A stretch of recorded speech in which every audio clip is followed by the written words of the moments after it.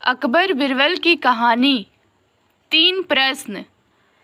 अकबर जानते थे कि बिरबल के पास हर सवाल का जवाब है और वो बिरबल की बुद्धिमत्ता से भी काफ़ी प्रभावित थे।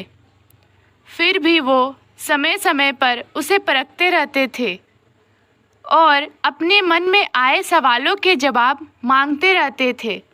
इन दोनों का ऐसा ही एक रोचक किस्सा है जिसमें अकबर ने बिरबल से ईश्वर से जुड़े 3 प्रश्न पूछे थे। वो 3 प्रश्न थे: ईश्वर कहाँ रहता है? दूसरा, ईश्वर कैसे मिलता है? तीसरा, ईश्वर करता क्या है? जब अकबर ने ये प्रश्न पूछे तो बिरबल बहुत हैरान हुए और उन्होंने कहा कि इन प्रश्नों के उत्तर वह कल बताएंगे। इतना कहकर बिरबल घर लौट आए। बिरबल इन प्रश्नों को लेकर काफ़ी सोच विचार कर रहे थे। जैसे देख बिरबल के पुत्र ने चिंता का कारण पूछा। बिरबल ने अकबर के 3 प्रश्नों का किस्सा बता दिया।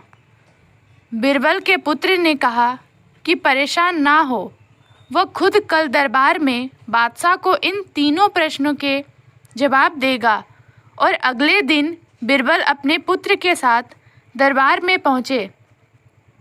बिरबल ने बादशाह से कहा कि आपके तीनों प्रश्नों के जवाब तो मेरा पुत्र भी दे सकता है। अकबर ने कहा, ठीक है, तो सबसे पहले बताओ कि ईश्वर कहाँ रहता है। प्रश्न सुनकर बिरबल के पुत्र ने चीनी मिली हुआ दूध मंगाया और उसने वह दूध अकबर को दिया और कहा कि चखकर बताइए दूध कैसा है। अकबर ने दूध चखकर बताया कि यह मीठा है। इस पर बिरबल के पुत्र ने कहा कि क्या आपको इसमें चीनी दिख रही है? अकबर ने कहा, नहीं, चीनी तो नहीं दिख रही है, वह तो दूध में घुली हुई है। बिरबल के पुत्र ने कहा, जहाँपनाह, ठीक इसी तरह ईश्वर भी संसार की हर चीज़ में घुला हुआ है, लेकिन दूध में घुली हुई चीनी की तरह दिखाई नहीं देता है। बादशाह अकबर जवाब से संतुष्ट हो गए। अकबर ने दूसरा प्रश्न पूछा, ठीक है, तो अब ये बताओ कि ईश्वर कैसे मिलता है।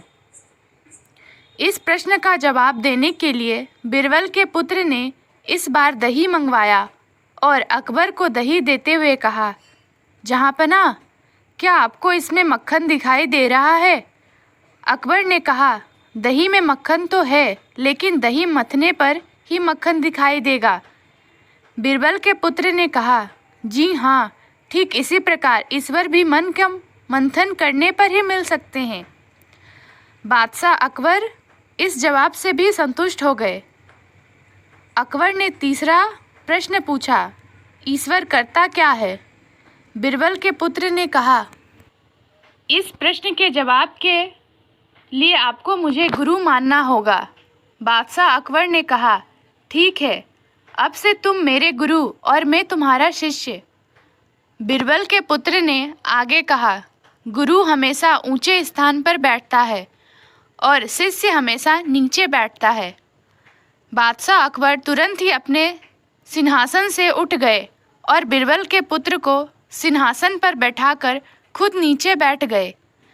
सिंहासन पर बैठते ही बिरबल के पुत्र ने कहा, जहाँपनाह, यही आपके तीसरे प्रश्न का जवाब है।